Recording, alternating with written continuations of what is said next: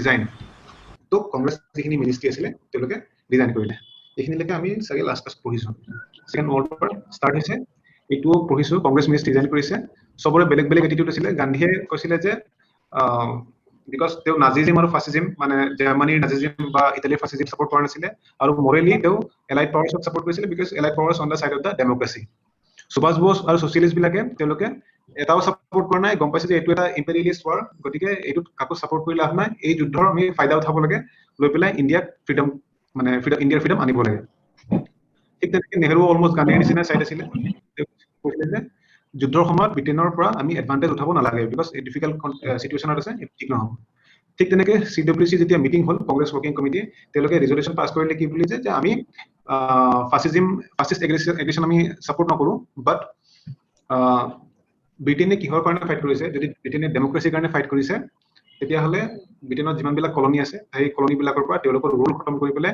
তেওঁলোকে যে সঁচাকে ডেমোক্ৰেছিৰ কাৰণে ফাইট কৰিছে এইটো বস্তু তেওঁলোকে শ্ব' কৰিব লাগে বাট কংগ্ৰেছে সেই যে কংগ্ৰেছ ৱৰ্কিং কমিটিৰ যোনটো ডিমাণ্ড আছিলে যে British government should declare its aim of the war কিহৰ কাৰণে যুদ্ধ কৰিছে আৰু যদি ডেমোক্ৰেছিৰ কাৰণে যুদ্ধ কৰিছে কেতিয়াৰ পৰা ইণ্ডিয়াৰ পৰা আঁতৰি যাব এই কথা তেওঁলোকে স্পেচিফাই কৰিব লাগে বাট ভাইসৰয় লিলিত গৈ তাৰ প্ৰতি একো খাস ৰেছপন্স নিদিলে দেন কংগ্ৰেছক ইনফেক্ট চাৰ্চিল যেতিয়া ব্ৰিটিছ প্ৰাইম মিনিষ্টাৰ আছিলে কনজাৰভেটিভ লিডাৰ তো তেওঁলোকে কংগ্ৰেছক প্ৰ হিন্দু প্ৰ জাপান প্ৰ জাৰ্মানী এইবিলাক কৈ পেলাই সাইডলাইন কৰিবৰ কাৰণে ট্ৰাই কৰিলে দিল্লীত গৈ জাষ্ট কৈ থৈছে 1939 অক্টোবৰত ছেপ্টেম্বৰত ষ্টাৰ্ট হৈছে বাৰ কৈ থৈছে যে কনসালটেটিভ কমিটি এখন ফৰ্ম কৰা হ'ব consisting of all sections for future action but কেতিয়া কৰিব কি কৰিব বিশেষ একো ডিটেইলছ পোৱা নাই জানুৱাৰী 1940 আহোতে দিল্লীত গৈ লাহেকে কৈ থৈ দিছে যে আফটাৰ দ্য ৱাৰ আমি dominion status of Westminster variety দিব পাৰোঁ ৱেষ্টমিনিষ্টাৰ হৈছে য'ত ব্ৰিটেইনৰ পাৰ্লিয়ামেণ্ট আছে মানে ৱেষ্টমিনিষ্টাৰে ডিচাইড কৰা মডেল মতে ব্ৰিটিছ পাৰ্লিয়ামেণ্টে ডিচাইড কৰা মডেল মতে আমি তোমালোকক ডমিনিয়ন ষ্টেটাছ দিব পাৰোঁ বাট আফটাৰ দ্য ৱাৰ মাৰ্চত কি হৈছে মুছলিম লীগে এতিয়া লাহোৰ ছেছনত তেওঁলোকে ৰিজলিউশ্যন এটা কৰিছে যে যিখিনি জায়গাত কণ্টিগুৱাছলি মুছলিম মেজৰিটি আছে ক'ত আছিলে নৰ্থ ৱেষ্টৰ মানে বৰ্তমান পাকিস্তান য'ত আছে আৰু ইষ্ট মানে বাংলাদেশ বৰ্তমান য'ত আছে তো এইবিলাক এৰিয়াত ইণ্ডিপেণ্ডেণ্ট ষ্টেট ক্ৰিয়েট কৰিব লাগে তাৰ কাৰণে তেওঁলোকে লাহোৰ কংগ্ৰেছত ৰিজলিউশ্যন এডপ্ট কৰিছে পৰীক্ষাত সুধিব পাৰে কোনটো ছেছনত মুছলিম লীগে ৰিজলিউশ্যন লৈছিলে তো আমাৰ আনসাৰ হ'ব লাহোৰ ছেছন 1940 ডিচাইডেড বাই কোন Mohammad Ali Jinnah himself decided over this meeting পাকিস্তানৰ কথা কওঁতে পাকিস্তানৰ মানে টু ষ্টেট থিয়ৰি প্ৰথমতে বেছিকৈ প্ৰপাগেট কৰিছিল আলামা ইকবাল পয়েট এণ্ড পাকিস্তান টাৰ্মটো কৰি দিছিলে এজন কেম্ব্ৰিজ ষ্টুডেণ্ট আছিলে থাৰ্ড ৰাউণ্ড টেবল কনফাৰেন্সত আছিলে চৌধুৰী ৰহমত আলী এইখিনি লাষ্ট ক্লাছত ডিছকাছ কৰিছোঁ জাষ্ট মই এবাৰ ৰিভাইজ কৰি দিলোঁ এতিয়া আগষ্ট 1940 আহোতে এতিয়া দেখা পাইছে যে যুদ্ধত জাৰ্মানীয়ে এফালৰ পৰা সব চাফা কৰি লৈ গৈছে মহতিয়াই নিছে হলেণ্ড বেলজিয়াম পোলেণ্ডখনটো ল'লে আগতে তো এইটো দেখি পেলাই তেতিয়া ফ্ৰান্স গোটেইবিলাক এইবিলাক সব জাৰ্মানী এফালৰ পৰা মহতিয়াই নিছে তো এইটো দেখি পেলাই ব্ৰিটেইনো ভয় খাই পেলাই এতিয়া দেখিছে যে মানে ইণ্ডিয়ানছ বিলাকক অকমান ৰিকনচিলিয়েশ্যন কৰিব লাগিব তাৰ কাৰণে কি কৰিছে তেওঁলোকে লিলিত গো ভাইসৰয় তেওঁ অফাৰ কৰিছে যে ডমিনিয়ন ষ্টেটাছ দিয়া হ'ব ইণ্ডিয়াত আৰু কৈছে কি ভাইসৰয় যোনটো এক্সিকিউটিভ কাউন্সিল আছে তাতে সেইখন এক্সপানশ্যন কৰা হ'ব আৰু ইনফেক্ট কৰা হৈছিল 1941 লৈকে তাত 12 জন মেম্বাৰৰ ভিতৰত 8 জন মেম্বাৰ ইণ্ডিয়ানছ আছিল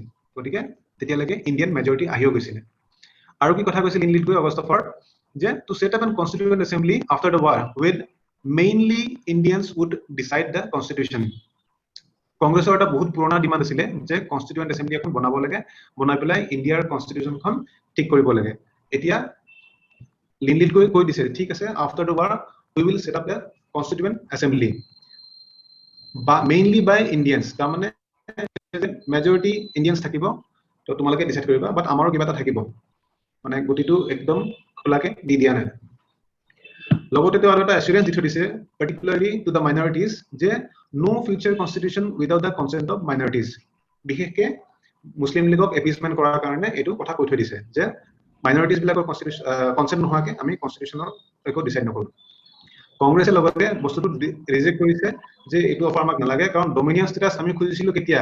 1928 নেহৰু কমিটি ফৰ্ম হৈছিলে তেতিয়া আমি কৈছিলো ডমিনিয়ন ষ্টেটাছ লাগে বুলি 1929 লাহোৰ কংগ্ৰেছত আমি অলৰেডি ডিসাইড কৰি লৈছো যে আমাক কি লাগে পূৰ্ণ স্বৰাজ লাগে আমাক তেতিয়াই তোমালোকক আমি বান্ধি দিছিলো 1 ইয়াৰৰ টাইম পিৰিয়ড এটা যে তোমালোকে ডমিনেন্স ষ্টেটাস দিয়া যদি দিয়া, নহলে কিন্তু আমি হেৰি কৰিম, full fledged civil disobedience movement launch কৰিম টু গেট কমপ্লিট ইণ্ডিপেণ্ডেন্স। তো এতিয়া আমাক এইবিলাক ডমিনেন্স ষ্টেটাস দিব নালাগে। আৰু তোমালোকে এইবিলাক কি কথা কৈছা যে হেৰি কৰিম, মানে কনচেপ্ট অফ মাইনৰিটিজ লৈ পেলাই কথা কৈছা, মানে তোমালোকে এপিজমেণ্ট কৰিছা।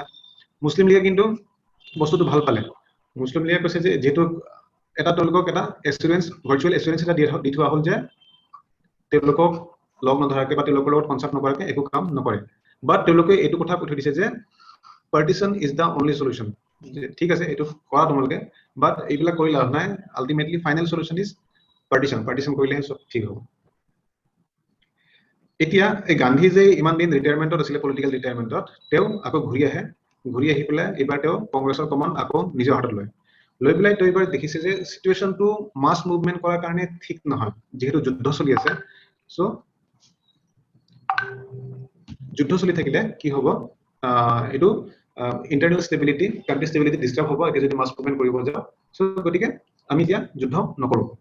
বাট আমি এটা কাম কৰিব পাৰোঁ যে ব্ৰিটিছেও ভাবিব নালাগে যে আমি মানে আমাৰ হেৰি আছে, আমাৰ উইকনেছ বুলি ভাবিব নালাগে। তো আমি জাষ্ট পেচেণ্টলি ৱেইট কৰিছোঁ। আৰু সেইকাৰণে আমি কি কৰিম, আমি এতিয়া নতুন টেকনিক এটা উলিয়াম, সেইটো হৈছে ইণ্ডিভিজুৱেল সত্যাগ্ৰহ। ইণ্ডিভিজুৱেল সত্যাগ্ৰহত কি কৰিব, গান্ধীয়ে ইণ্ডিভিজুৱেলি একজন সত্যাগ্ৰহীক চিলেক্ট কৰিব, তেওঁ ল ব্ৰেক কৰিব। ল কেনেকৈ ব্ৰেক কৰিব, তেওঁ এনেকুৱা স্পীচ দিব এগেইনষ্ট ৱাৰ বা কিবা তেনেকুৱা দি পেলাই তেওঁ পাব্লিকক এৱেৰ কৰিব। আৰু এইটো এটা বেচিকেলি চিম্বলিক প্ৰটেষ্ট, যে আমি তোমালোকৰ ভয় খাই পেলাই আমি ইয়াত সত্যাগ্ৰহ বা একো মুভমেণ্ট নকৰাকে নাথাকো। তো তেওঁলোকে স্পীচ দিব। তাৰপিছত যদি তেওঁলোকে সেই ল ব্ৰেক কৰাৰ কাৰণে তেওঁলোকক এৰেষ্ট কৰিলে, যদি এৰেষ্ট নকৰে তেতিয়াহ'লে তেওঁ আকৌ তেনেকুৱাকে স্পীচ দিব বা পলিটিকেল এক্টিভিটি কৰিব, পাব্লিকক এৱেৰ কৰিব, আৰু ফাইনেলি পাব্লিকক লৈ পেলাই দিল্লী যাব। সেইকাৰণে ইণ্ডিভিজুৱেল সত্যাগ্ৰহক দিল্লী চলো মুভমেণ্ট বুলিও কোৱা হয়। প্ৰথম আচাৰ্য বিনোবা ভাৱেক চিলেক্ট কৰিছিলে গান্ধীয়ে, তেওঁক এৰেষ্ট কৰা হৈছিলে। দেন ছেকেণ্ড আছিল জৱাহৰলাল নেহৰু, থাৰ্ড আছিলে ব্ৰহ্মদত্ত। এই তিনিজন মানুহ আছিলে। তো পৰীক্ষাত সুধিব পাৰে এইকেইটা নামকেইটা মনত ৰাখিলে। Acharya Vinoba Bhave first, second Jawaharlal Nehru, third Brahmadatt. আৰু এওঁলোকক গোটেইকেইজনকে ডিফেন্স অফ ইণ্ডিয়া এক্টৰ আণ্ডাৰত এৰেষ্ট কৰা হৈছিলে। However, the movement attracted little enthusiasm and Gandhi suspended it in December 1914. But এইটো এটা ইণ্ডিভিজুৱেল মুভমেণ্ট আছিলে আৰু মাছৰ মাজত এইটো বৰ বিশেষ একো প্ৰভাৱ পেলাব নোৱাৰিলে, গতিকে গান্ধীয়ে এইটো বস্তু ছাছপেণ্ড কৰি দিলে। However, জানুৱাৰী 1941 অহালৈকে এই মুভমেণ্টটো আকৌ ৰিচাৰ্ফেচ কৰিলে। এইবাৰ বহুত মানুহে পাৰ্টিচিপেট কৰিলে আৰু around 20,000 people were arrested this time. Okay. Education attempt কৰা।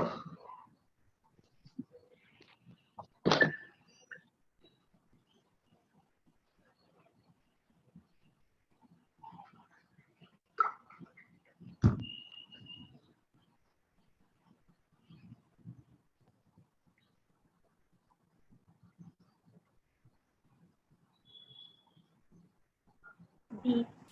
Answer D. D. কাৰণ তেওঁলোকে ৰিজাইন কৰিছিল as a protest of declaring India as a part of second world war, যোনটো তেওঁলোকক সঞ্চালন কৰাৰ কাৰণে কৰিছিল। 1942 আহি পোৱালৈকে জাপানে আহি পেলাই ৰেংগুন ক'ত আছে, ম্যানমাৰ আহি পেলাই কেপচাৰ কৰি ল'লে। মানে ম্যানমাৰ যোনখনৰ নেকি ব্ৰিটিছ ডমিনেটেড এৰিয়া আছিলে, সেইখন পৰ্যন্ত আহি পেলাই কেপচাৰ কৰি ল'লে। জাপান ইমান ফাষ্ট মুভ কৰিছে, তো সাউথ ইষ্ট এছিয়া আহি পেলাই পাই গ'ল। আৰু মানে এটা ডোৰ ষ্টেপ বুলি যাক কয়, মানে সেইটো আহি পাইছে। আৰু দুদিন পিছতে ব্ৰিটিছ ইণ্ডিয়া আহি পেলাই কেপচাৰ কৰি ল'ব।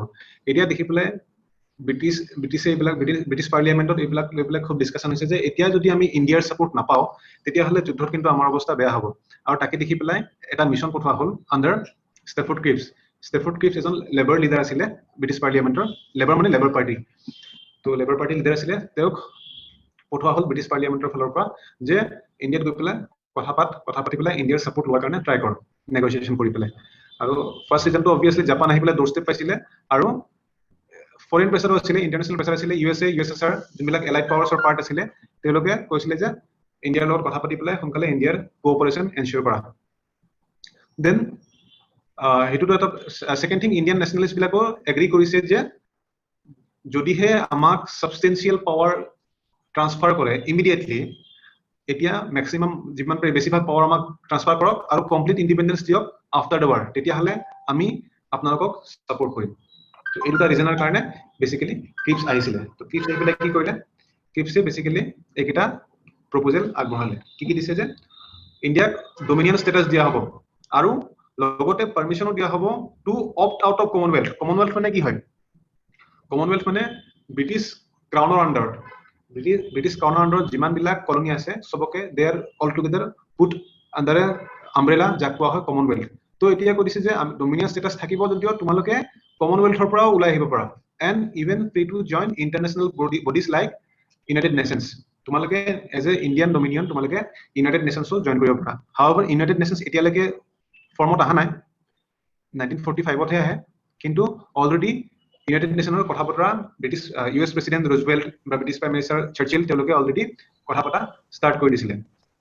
চ' বাই দ্য ৱে যেতিয়া হেৰিখন আহে ইউনাইটেড নেশ্যনছ বেচিকেলি কোনখন এখন কনফাৰেন্স আছে তাত ফাইনেলাইজ কৰা হয়, নামটো জানা নেকি?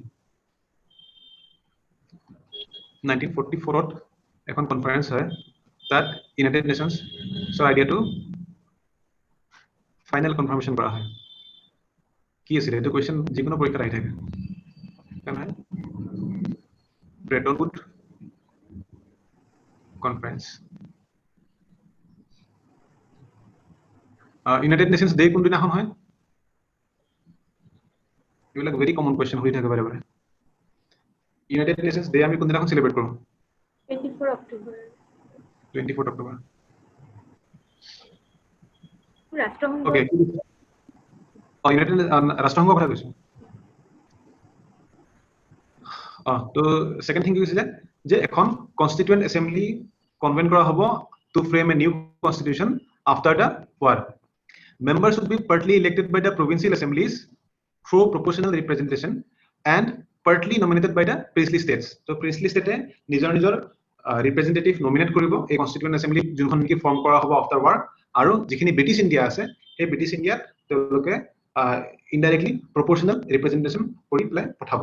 তো তেওঁলোকে এইবাৰ মানে কনষ্টিটিউয়েন্ট এছেম্বলি অকল হ'ব বুলি কৈ থৈ দিয়া নাই, কনষ্টিটিউয়েন্ট এছেম্বলিৰ ফ্ৰেমৱৰ্ক কি হ'ব সেইটো পৰ্যন্ত এবাৰ কৈ দিছে, কাৰণ এইবাৰ অকণমান আৰ্জেঞ্চি আছে ব্ৰিটেইনৰ, তো এইবাৰ বেছি স্পেচিফিকেলি কথাবিলাক ক'ব লগা হৈছে। দেন কি কৈছে যে the British government would accept the new constitution subject to two conditions, but দুটা তেওঁলোকে কণ্ডিশ্যন বান্ধি দিছে যে কিছুমান প্ৰভিন্সে যদি কোনোবা এনেকুৱা প্ৰভিন্স থাকে which is not willing to join the union মানে নতুনকৈ যোনখন ফৰ্ম হ'ব গোটেই ইণ্ডিয়াখন, সেইখন যদি কোনোবাই জইন কৰিব নোখোজে, ইচ্ছা নকৰে, then it could have a separate constitution and form a separate union. কোনোবা প্ৰভিন্সে যদি জইন কৰিব নোখোজে তেওঁ নিজাকে কনষ্টিটিউশ্যন ফ্ৰেম কৰিব পাৰিব, তেওঁ নিজাকে এখন ইউনিয়ন ফৰ্ম কৰিব পাৰিব। আৰু কথা কৈছে কি যোনখন নতুন কনষ্টিটিউশ্যন মেকিং বডি হ'ব সেইখনৰ লগত গভৰ্ণমেণ্টৰ নেগোচিয়েশ্যন হ'ব to safeguard the racial and religious minorities বিলাকৰ ইন্টাৰেষ্ট প্ৰটেক্ট কৰাৰ কাৰণে ব্ৰিটিছ গভৰ্ণমেণ্টে সেইখন কনষ্টিটিউশ্যন মেকিং বডিৰ লগত নেগোচিয়েশ্যন কৰিব পাৰিব। এই দুটা কণ্ডিশ্যন বান্ধি দিছে। However, 4 নম্বৰ কণ্ডিশ্যনটো কি দিছে? ডিফেন্স অফ ইণ্ডিয়া, বিকজ যুদ্ধ চলি আছে, য'ত ডিফেন্সৰ কমাণ্ডত কিন্তু ব্ৰিটিছে থাকিব, আৰু ভাইসৰয়ৰ পাৱাৰ উড ৰিমেইন ইনটেক্ট, ভাইসৰয়ৰ পাৱাৰ একো কম বেছি কৰা নহ'ব। সো এবাৰ ক্ৰিপছ মিছনত আমি কি বেলেগ বস্তু দেখা পাইছো আগতকে দি থকা, এতিয়া তেওঁলোকে making of constitution was solely in Indian hands নাও, যোনটো নেকি অগষ্ট অফাৰত কৈছিলে যে মেইনলি ইন ইণ্ডিয়ান হেণ্ডছ কৈছিলে, এইবাৰ কৈছে যে তোমালোকেই বনাবা, কনষ্টিটিউয়েন্ট এছেম্বলি বনোৱা, কনষ্টিটিউশ্যন বনোৱা, যি বনোৱা তোমালোকে বনাবা।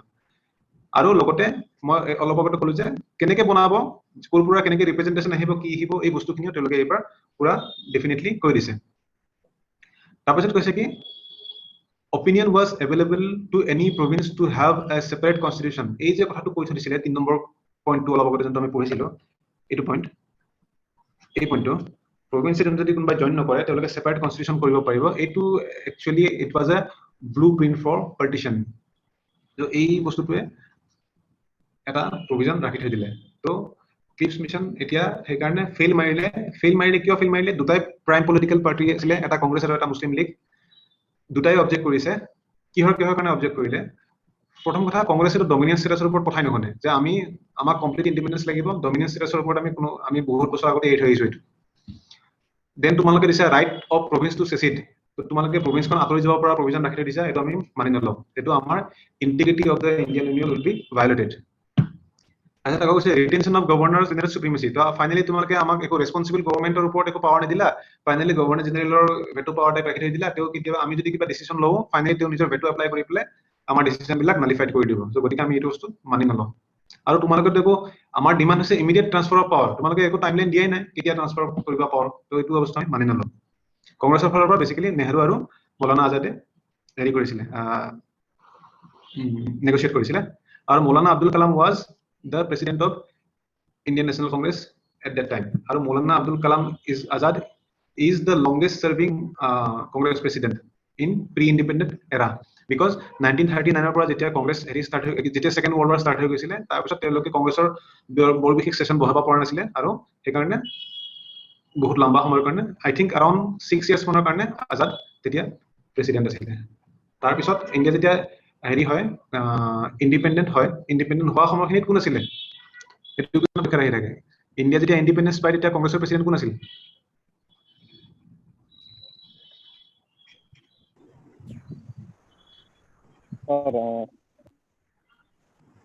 নেহৰু নহয় জেবি আচাৰ্য জেবি কৃপলানি এইটো কোৱেশ্চন পৰীক্ষাত আহি থাকে তো এইবিলাক বস্তু চাবা যে কোন কোন মোমেন্ট সময়ত কোন কোন হেৰি আছে প্ৰেসিডেন্ট আছে যদি কিবা ল্যান্ডমাৰ্ক ইভেন্ট হৈছে সেই বস্তুবিলাক চাব লাগে গভৰ্ণৰ জেনেৰেল ভাইসৰয় গভৰ্ণৰ জেনেৰেল সৰি বস্তু কমকে আহিছে শুনা নাই ৰিটেনশন অফ গভৰ্ণৰ জেনেৰেলটো নাইকিয়া হৈ গৈছিল ন ভাইসৰয় একচুয়ালি অফিচিয়েল নেম আছিলে অফিচিয়েল নেম কয় গভৰ্ণৰ জেনেৰেল এণ্ড ভাইসৰয় বুলি কোৱা হয় আমি ইন শৰ্ট ভাইসৰয় বুলি কওঁ বাট টোটাল গোটেই নেমটো হৈছে গভৰ্ণৰ জেনেৰেল এণ্ড ভাইসৰয় ওকে কংগ্ৰেছে অপোজ কৰিলে বস্তুটো দেন মুসলিম লীগে অপোজ কৰিছে কি বুলি যে তোমালোকে ইয়াত মানে টেসিটলিহে কথা দিছা যে সেপাৰেট প্ৰভিন্সৰ মানে হেৰি কৰিব পাৰে মানে কোনবা প্ৰভিন্সে এগ্ৰি নকৰিলে সেসিট কৰি যাব পাৰে বাট তোমালোকে একো এটা মানে পাৰ্টিকুলাৰলি এক্সপ্লিসিটলি একো এটা কথা কোৱা নাই যে পাৰ্টিশন কৰা হ'বই তো টু ষ্টেট নেশনৰ কথা তোমালোকে কোৱা নাই দেন কৈছে কি it also did not like the machinery for the creation of the constituent assembly machinery for the creation of constituent assembly মানে কি হৈছে constituent assembly খন কেনেকৈ ফৰ্ম হ'ব কোৰ পৰা ৰিপ্ৰেজেন্টেটিভ যাব যেনেকৈ প্লেস লিষ্টৰ পৰা নমিনেট কৰি পঠাব বা প্ৰভিন্সৰ পৰা ইনডাইৰেক্ট proportional representation হ'ব তো এইবিলাক বস্তু তেওঁলোকে ভাল পোৱা নাই কাৰণ তেওঁলোকক সদায় লাগে এনেকুৱা কাৰণ সেইবিলাক যদি হৈ যায় তেতিয়ালে কংগ্ৰেছে মেজৰিটি লৈ পেলাই গুচি যাব আৰু সেইটো বস্তু তেওঁলোকে নিবিচাৰিছিল আৰু কৈছে যে পাকিস্তানৰ কথা একো মেনশন কৰা নাই ইভেন যিবিলাক আদাৰ গ্ৰুপছ আছিলে যেনেকৈ হিন্দু মহাসভা লিবাৰেল পাৰ্টি সিক্স বিলাক ডিপেছ ক্লাছ বিলাক সবে ক্ৰিপছ মিছনখন ৰিজেক্ট কৰিছিলে সবৰে নিজৰ নিজৰ মোটিভ আছিলে ডিপেছ ক্লাছ বিলাকে কৈছিলে যদি এনেকুৱা এখন ইউনিয়ন ফৰ্ম হয় য'ত নেকি কাষ্ট হিন্দু বিলাকৰ মেজৰিটি থাকিব তেতিয়াহলে আমি হেৰি নাপাম তেতিয়াহলে সেই তেনেকুৱা ইউনিয়ন এখনত কাষ্ট হিন্দু বিলাকৰ মেজৰিটি থাকিব তেওঁলোকে ডমিনেট কৰিব আমাৰ একো সে নাথাকিব বৰ বিশেষ শিখ বিলাকে ভাবিছে যদি পাৰ্টিশন হৈ যাব পাৰে কিবা সিচুৱেশনত তেতিয়াহলে আমি আমাৰ পাঞ্জাবখন আমাৰ পৰা আঁতৰাই নিব আমি নিজে মাইনৰিটি হৈ যাম ঠিক তেনেকৈ হিন্দু মহাসভা ভাবিছে এইটো সময়ত এইবিলাক কৰাটো মানে ইন্টাৰনেল যদি প্ৰভিন্স এখন যদি সিচিট কৰি পেলাই গুচি যায় তেতিয়াহলে এইটো আমাৰ ইন্টাৰনেল সিকিউৰিটিৰ কাৰণে বা ইন্টিগ্ৰিটি অফ দা ইণ্ডিয়ান ইউনিয়নৰ কাৰণে এইটো এটা ডেঞ্জাৰাছ কথা তো সবে নিজৰ নিজৰ হেৰি লৈ পেলাই অপোজ কৰিছিলে আৰু ফাইনেলি ক্ৰিপছ মিছন ফেইল হ'ল আৰু যদিও ক্ৰিপছে বহুত ঘূৰিছিল ট্ৰাই কৰিছিল আৰু ইনফেক্ট ব্ৰিটেইনৰ পাৰ্লিয়ামেণ্টত ইণ্টাৰনেলিও ক্ৰিপছক বহুত এটাক কৰা হৈছিলে বিকজ ক্ৰিপছ আছিলে লেবাৰ পাৰ্টি লিডাৰ আছিলে আৰু চাৰ্চিল আছিলে কনজাৰভেটিভ তো চাৰ্চিলৰ পৰা বৰ বিশেষ ছাপোৰ্ট নাপালে ইনফেক্ট চাৰ্চিলটো বিজি আছিল যুদ্ধৰ কাৰণে আৰু ইপিনে ভাইসৰয়ৰ পৰা যিমানখিনি ছাপোৰ্ট পাব লাগিছিলে লিলিত গ্ৰুপৰ পৰা সিমানখিনি ছাপোৰ্টটো চাগে তেওঁ নাপালে ফাইনেলি ক্ৰিপছ মিছন ফেইল হ'ল ক্ৰিপছ উভতি গুচি গ'ল আৰু গান্ধীয়ে describe Cripps proposal as a post dated cheque মানে এইবিলাক কি পুৰণা চেক দিব আহিছে এইবিলাক কিন্তু আগতে আমাৰ এইবিলাক ডমিনিয়ন ষ্টেটাছৰ কথা আমি বহুত বছৰ আগতে পাহৰি আহিছো এইবিলাক এতিয়া আমাক কৈ নাথাকিবা So now he gave the idea of a new struggle calling for British withdrawal and non-violent non-cooperation movement against a possible Japanese aggression. So Gandhi এতিয়া আইডিয়া হল এনেকুৱাকে যে আমি এই মাস পাব্লিকক ৰেডি কৰি ৰাখিব লাগিব যাতে ব্ৰিটিছ আমাৰ পৰা উইথড্ৰ কৰে because British withdrawal is the only solution এতিয়া গান্ধীও কনভিন্স হৈ গল যে ব্ৰিটিছক ৰাখিব নোৱাৰি ইয়াতে আৰু তাৰ লগতে ইন কেস জাপানে যদি আহি পেলাই ইণ্ডিয়াত এটেক কৰি লয় ইণ্ডিয়া কেপচাৰ কৰি লয় তেতিয়া আমাৰ মানুহখিনি যাতে জাগি থাকে লগে লগে কিবা এটা মুভমেন্ট যাতে কৰিব পাৰি সেইকাৰণে পাব্লিক খিনিকো এৱেৰ কৰি ৰাখিব লাগিব সেইকাৰণে গান্ধীয়ে এতিয়া নতুনকে মুভমেন্ট লঞ্চ কৰিব বাট গান্ধীয়ে মুভমেন্টটো লঞ্চ কৰাৰ আগতে আমি কুৱেশ্যনটো এটেম্প কৰিব লাগিব এইটো কি হয়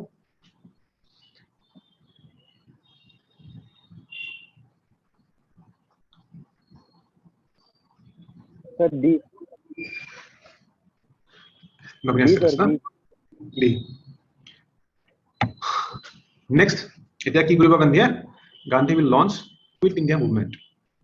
Quit India movement, Quit India resolution was ratified at the All India Congress Committee meeting at Goalia Tank Maidan on August 8, 1942. So, etu খুদিব পাৰে কোট লৈছিলে যে Goalia Tank Maidan at Bombay province on August 8, 1942. কি resolution হত কি কৈছে? Demanding an immediate end to British rule. এইবাৰ আৰু ৰখাৰ সময় নাই। Quit India মানে ইন্ডিয়া এৰি পেলাই গুচি যোৱা। সিধা কথা মানে। তাৰপিছত কি কৈছে? The resolution also declared commitment to free India to defend itself against any kind of imperialism, whether it is British or Japanese. June nahok, ami India defend korim against any kind of imperialism. And Gandhi was named the leader of the movement. So Gandhi's general instruction ki asile? Kisuman dise je ei instruction bilak ketiao formally issue kora নহল, but Gandhiye verbally কৈ দিছিলে government servant bilakok kise je don't resign but declare your allegiance to Congress. তোমালোকে resign কৰিব নালাগে, but তোমালোকৰ allegiance to declare কৰা যে তোমালোকৰ allegiance কংগ্ৰেছৰ প্ৰতি আছে। Soldiers বিলাকে কি কৈছে যে do not leave the army but do not shoot the compatriots. যে আৰ্মিৰ পৰা এৰি আহিব নালাগে, but তোমালোকৰ লগৰে যদি আমাৰ একে দেশৰ মানুহে যদি কোনোবা মুভমেন্ট কৰে তেওঁক তোমালোকে তেওঁলোকৰ ওপৰত তোমালোকে গুলি নচলাবা। ষ্টুডেণ্টক কি কৈছে? if confident leave studies. ষ্টুডেণ্টক ৰিস্কত থৈ দিছে। কৈছে কি if confident leave studies মানে তোমালোকে এতিয়া যদি কনফিডেন্ট হয় যে এপিএসসি প্ৰিলিমছ ক্লিয়াৰ হৈ যাব, দেন তোমালোকে ষ্টাডিটো লিভ কৰিব পৰা, এসাইনমেন্ট নকৰিলে হ'ব, ক্লাছ এটেন্ড নকৰিলে হ'ব। প্ৰেজেন্টক কি কৈছে? if zamindars are anti government then pay rent, otherwise don't pay. zamindars বিলাক যদি anti government হয় মানে প্ৰেজেন্টে কাক দিয়ে যত জমিনদাৰি এৰিয়া আছে তাত প্ৰেজেন্টে ৰেন্ট কাক দিয়ে? জমিনদাৰক দিয়ে। জমিনদাৰজন যদি এন্টি গভৰ্নমেন্ট তেতিয়াহলে হেতক ৰেন্ট দিবা, যদি নহয় তেতিয়াহলে নিদিবা। যিবিলাক প্ৰিন্সলি ষ্টেটছ আছিলে তাৰ ৰজাবিলাকক বা প্ৰিন্স বিলাকক কৈছে কি support the mass and accept the sovereignty of the people. যে people are sovereign, people are the real sovereign, তেওঁলোকৰ sovereignty accept কৰি লোৱা। আৰু প্লেচিছৰ মানুহবিলাকক কি কৈছে যে support the ruler if he is anti government. তেওঁ যদি ৰুলাৰজন যদি anti government হয় তেতিয়াহলে তেওঁক support কৰা। and Gandhi gave the cry do or die. Gandhi এটো cry হে দিছিলে do or die. Quit India টাৰ্মটো একচুয়ালি কইন কৰিছিলে ইউসুফ মেহৰালি বুলি এজন সোশিয়েলিষ্ট আছিলে, ট্ৰেড ইউনিয়নিষ্ট আছিলে। তেওঁ এটো টাৰ্ম বহুত যেতিয়া মিটিং হৈছিলে বহুতে বেলেগ বেলেগ টাৰ্ম কইন কৰিছিল চাগে, বাট গান্ধীৰ এটো টাৰ্ম ভাল লাগিলে কুইট ইণ্ডিয়া টাৰ্মটো, আৰু এটো তেওঁ ৰাখি ললে। আৰু এই ইউসুফ মেহৰালিয়ে সাইমন বুৰেক টাৰ্মটো কইন কৰা বুলি কোৱা হয়। বাট এইখন কুইট ইণ্ডিয়া ৰেজলিউচন যেতিয়া কৰিছিলে তেতিয়া C. Rajagopalachariye, Chakraborty Rajagopalachariye, he resigned from Congress as he opposed the Quit India resolution. কিয়? Chakraborty Rajagopalachariye এইখিনি সময়ত বিলিভ কৰিছিল যে এইখিনি সময় ব্ৰিটিছৰ লগত আমি কনষ্ট্ৰাকটিভ এংগেজমেন্ট কৰাৰ সময়, এইখিনি সময়ত আমি প্ৰটেষ্ট কৰা বা মুভমেন্ট কৰাৰ সময় নহয়, কাৰণ ব্ৰিটেইন নিজেও এটা ডিফিকাল্টিত এংগেজ হৈ আছে। এইখিনি সময়ত আমি যদি ব্ৰিটেইনৰ লগত ডাইৰেক্টলি কনফ্লিক্ট কনফ্ৰণ্ট কৰো ব্ৰিটিছক, তেতিয়াহলে আমাক মিছামিছি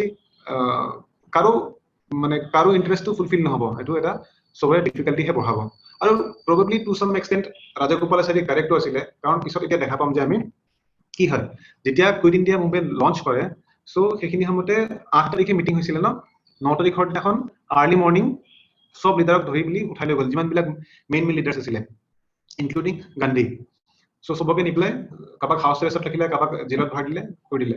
আৰু এইখিনি সময়ত চাগে এইখিনি সময় এনেকুৱা এটা সময় আছিলে যোনখিনি সময়ত মুছলিম লীগে এটা এডভান্টেজ পাই গ'ল, আৰু মুছলিম লীগে সেইখিনি সময়তে বহুত বিলাক কিন্তু অৰ্গানাইজেশ্যনেল কাম কৰিলে, ব্ৰিটিছৰ লগত এংগেজ হৈ পেলাই বহুত বিলাক কনচেছন আনিবৰ কাৰণে তেওঁলোকে সাকসিড কৰিলে। সো সব বস্তুৰে বেলেগ বেলেগ এক্সপেক্ট থাকিলে। গান্ধীয়ে বেলেগকে ভাবিছিলে, ৰাজগোপালাচাৰী চাগে তেখেতে বেলেগকে ভাবিছিলে, আৰু পিছলৈকে ৰাজগোপালাচাৰীয়ে কমিউনেল কুৱেশ্যনটোৰ ওপৰত মানে হিন্দু মুছলিম কুৱেশ্যনটো কি হ'ব, কেনেকে ডিভাইড হ'ব, কি হ'ব, বিকজ ৰাজগোপালাচাৰীয়ে বুজি পাইছিল যে পাৰ্টিশন ৱাজ ইনএভিটেবল।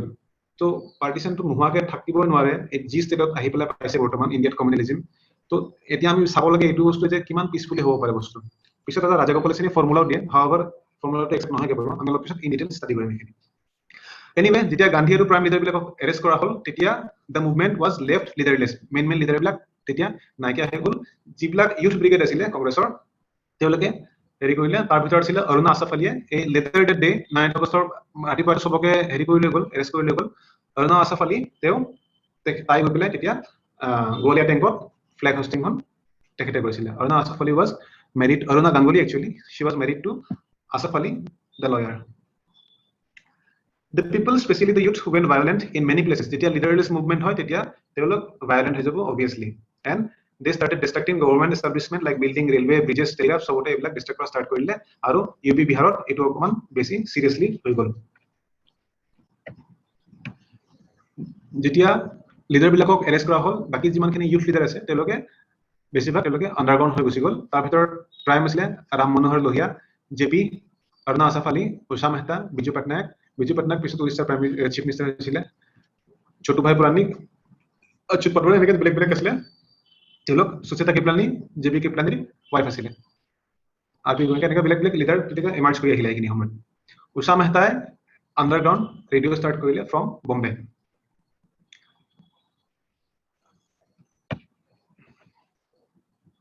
আৰু এটা ষ্ট্ৰাইকিং ফিচাৰ আছিলে কুইট ইণ্ডিয়া মুভমেণ্টৰ।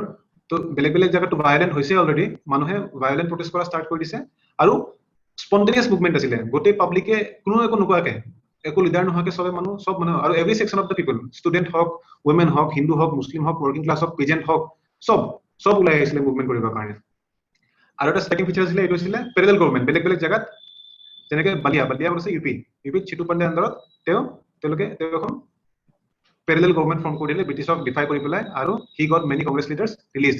ঠিক তেনেকে বেংগলত মিদনাপুৰত জাতীয় চৰকাৰ ফৰ্ম হ'ল, তাৰপিছত সাতাৰাত ফৰ্ম হ'ল, মহাৰাষ্ট্ৰত মানে প্ৰতি চৰকাৰ বুলি ফৰ্ম হ'ল। এইবিলাক সব পেৰেলেল গভৰ্ণমেণ্ট, মানে ব্ৰিটিছ গভৰ্ণমেণ্টক ডিফাই কৰি পেলাই নিজৰ গভৰ্ণমেণ্ট বনাইছিলে। এইটো কোনে কৰিছিলে? Y B Chavan. By the way, Y B Chavan was the first CM of Maharashtra. যেতিয়া আগতে বম্বে প্ৰভিন্স আছিলে, বম্বে ষ্টেট আছিলে, ইণ্ডিপেণ্ডেন্সৰ পিছতো 1960ত সেইখন মহাৰাষ্ট্ৰ ষ্টেট হয়। তেতিয়া first CM Y B Chavan আছিলে। সাতাৰা নামটো ক'লে আৰু কিবা মনত পৰিছে নেকি? সাতাৰা অলপ আগৰ কুৱেশ্যন সুধিছো, অলপ কেইটামান ক্লাছ আগত যেতিয়া আমি পঢ়িছিলো, সাতাৰা নামটো কাৰোবাৰ মনত পৰে নেকি কিবা কাৰণত? ট্ৰিটি নে বাৰটা সাতাৰা ট্ৰিটি মাৰাঠা মনত অহা নাই। মাৰাঠা টেৰিটৰীৰ ভিতৰতে আছিলে। সাতাৰা এখন সৰু ষ্টেট আছিলে। Satara was the first state which was annexed under doctrine of lapse. Doctrine of lapse কি আছিলে?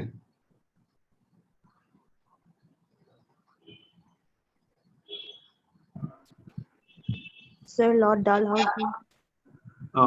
ইমান সময় লাগিলে কৰিলে ডালহাউচি কৰিছিলে। কি কৰিছিল?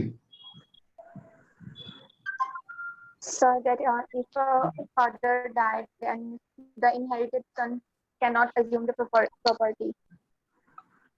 Adopted son cannot inherit the state. যদি adopted son আছে নোৱাৰিব, যদি legitimate son আছে, নিজৰ যদি আছে তেতিয়াহে পাৰিব। এইটো সবতকৈ বেছি ইউটিলাইজ কৰিছিলে কোনে? লৰ্ড ডালহাউচিয়ে। আৰু এটা বস্তু মনত আছে নে? এইটো কথা পাতি আছো, এতিয়া সুধিছো দিও, সাবসিডিয়াৰী এলায়েন্স কি আছিলে? স্যাৰ ব্ৰিটিশ বিলাকে টুক পঠাইছিলে। তাৰ কাৰণে সাবসিডি দিব লাগিব, পইচা দিব লাগিব না? নহলে এনেক্স কৰি ল'ব। অকে, কাৰ টাইমত ইউজ কৰিছিলে এইটো?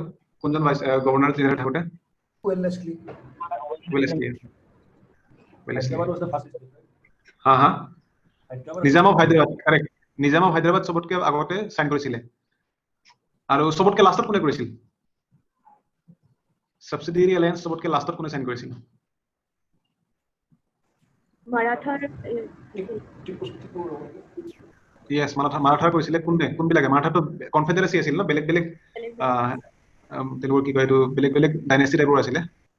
হোলকাৰ্ছ বিলাকে সবতকে লাষ্টত কৰিছিলে। আই থিংক ইন 1818 most probably, মোৰ ইয়েৰটো ৰঙ হ'ব পাৰে, এবাৰ চাই লওক। ওকে, তো কুইট ইণ্ডিয়া মুভমেণ্টৰ কথা পাতি আছো। মাছ পাৰ্টিচিপেশ্যন কেনেকুৱা আছিলে আমি চাব লাগিব। অলৰেডি কৈছো ইউথে পুৰা পাৰ্টিচিপেট কৰিছে, they remain in the forefront. উমেনে কৰিছে, আমি উমেন কিছুমান লিডাৰৰ নাম দেখাই পাইছো, অৰুণা আছাফ আলী, সুচিতা কৃপলানী, উষা মেহতা। ৱৰ্কাৰ্ছ বিলাকে কৰিছিলে, ষ্ট্ৰাইক কৰিছিল। পিজেণ্ট বিলাকতো they were the heart of the movement, and even some zamindars also participated. Government অফিচিয়েলত স্পেচিয়েলি লোৱাৰ ক্লাছ বা মিডল ক্লাছৰ যিখিনি পুলিচ আৰু এডমিনিষ্ট্ৰেশ্যন আছিলে, তেওঁলোকে কিন্তু এইটো মুভমেণ্টত পাৰ্টিচিপেট কৰিছিলে। আৰু এইটো এটা ডাঙৰ ফেক্টৰ আছিলে, ব্ৰিটিছক এটা ডাঙৰ মেণ্টেল ব্লো দিছিলে এইটো। বিকজ তেওঁলোকে অলৰেডি ৰিয়েলাইজ কৰি গৈছিল যে গভৰ্ণমেণ্ট লয়েলটি, কাৰণ আগতে এই ক্লাছটোৰ লয়েলটি থকাৰ কাৰণে ব্ৰিটিছ গভৰ্ণমেণ্টখন ইণ্ডিয়াত বহুত কেছত বাচি আছিলে। বাট এতিয়া দেখা পাইছে যে এই ক্লাছটোৰ লয়েলিটিও লাহে লাহে কমি আহিছে। মুছলিম বিলাকো পাৰ্টিচিপেট কৰিছিলে। আৰু এইখিনি সময়ত ইণ্টাৰেষ্টিংলি নো কমিউনেল ক্লাছ, হিন্দু মুছলিম কমিউনেল ক্লাছ আমি কুইট ইণ্ডিয়া মুভমেণ্টৰ সময়ত ইমান দেখা নাপাওঁ বাট কমিউনিষ্ট বিলাকে বয়কট কৰিছিলে বিকজ জাৰ্মানীয়ে ফাইট কৰিছিলে এগেইনষ্ট সোভিয়েট আৰু সেইকাৰণে সোভিয়েট পাৰ্টনাৰ আছিল ব্ৰিটেইনৰ লগত তো সেইটো কাৰণে জাৰ্মানী কমিউনিষ্ট বিলাকে য'ত নেকি আগতে কৈ আছিলে ইম্পেৰিয়েলিষ্ট ৱাৰ বুলি ব্ৰিটেইনৰ এতিয়া সেই ইম্পেৰিয়েলিষ্ট ৱাৰখনে পিপুলছ ৱাৰ হৈ গ'ল যেতিয়া সোভিয়েটক এটাক দিলে নাজিয়ে লগে লগে এখন পিপুলছ ৱাৰ হৈ গ'ল কমিউনিষ্ট বিলাকৰ কাৰণে মুছলিম লীগে অপ'জ কৰিছে মুভমেণ্টটো বিকজ যদি ব্ৰিটিছ ইমিডিয়েট এৰি যায় ইণ্ডিয়া তেতিয়াহ'লে the minorities would be oppressed by the Hindus তেওঁলোকে এইটো বিলিভ কৰিছিল হিন্দু মহাসভা সাৱৰকাৰ আছিলে তো হিন্দু মহাসভাও বয়কট কৰিছিলে মুভমেণ্ট বিকজ তেওঁলোকে ভাবিছিল যে এই যুদ্ধৰ সময়ত যদি এনেকুৱা আমি ফুল ফ্লেজেড মুভমেণ্ট ওলাও তেতিয়াহ'লে আমাৰ ইণ্টাৰনেল চিকিউৰিটি ডিষ্টাৰ্ব হ'ব পাৰে কালি পৰহিলৈকে জাপান আহি পেলাই আমাক আকৌ ইয়াত অপ্ৰেছ কৰা ষ্টাৰ্ট কৰি দিব পাৰে and in the princely state also' they also' show' they low' key response তেওঁলোকতো বৰ বিশেষ প্ৰিন্সলি ষ্টেটবিলাকে উইথ ইণ্ডিয়াত পাৰ্টিচিপেট কৰা নাছিল এইটো কি হয় सर क्रिप्स बदल sir B sir B Cripps mission fail হোৱাৰ লগে লগে গান্ধীয়ে কুইট ইণ্ডিয়া মুভমেণ্ট লঞ্চ কৰিছিল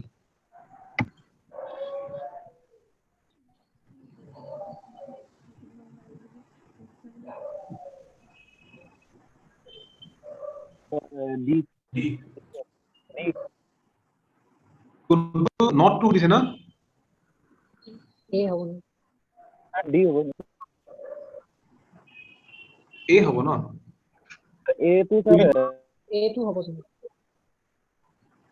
non valiant movement not true দিছে আমাক এইটো নন ভাইলেন্ট মুভমেণ্ট নাছিলে এইটো পুৰা বহুত জায়গাত এইটোৱে গান্ধী ইলেক্টৰ এনেকুৱা এটা মুভমেণ্ট আছিলে যোনটো নেকি in many places it went violent আগতে ক'ৰবাত এটা দুটা আইচলেটেড ইনচিডেণ্ট হ'ব পাৰে বাট এইটোত পুৰা বহুত যেতিয়া পাব্লিকে হেৰি কৰে বিকজ গান্ধীটো জেলত গুচিয়ে গ'ল ন আৰু মেইন লিডাৰবিলাক জেলতে থাকিলে চ' গতিকে সেইটো মুভমেণ্টটো পুৰা ভাইলেন্ট মুভমেণ্ট আছিলে বহুত জেগাত ৰেলৱে আঁতৰাই দিছিলে গভৰ্ণমেণ্ট বিল্ডিং জ্বলাই দিছিলে টেলিগ্ৰাফৰ লাইন ডেমেজ কৰিছিল তো সেই ধৰণৰ কথাবিলাক তাতে আহি পৰিছিল